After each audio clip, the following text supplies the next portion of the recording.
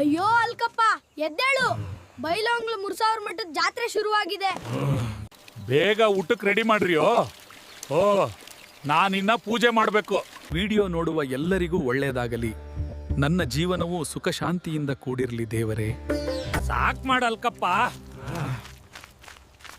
ಬೈಲಹೊಂಗಲ ಮುರ್ಸಾವ್ರ ಮಠದ ಜಾತ್ರೆಯಲ್ಲಿ ಇನ್ನೂ ಪ್ರಸಾದ ಊಟ ಮಾಡೋದಿದೆ.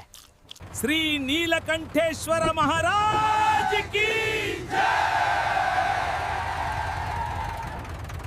ಶ್ರೀ ನೀಲಕಂಠೇಶ್ವರ ಮಹಾರಾಜ ಕಿ ಜೈ!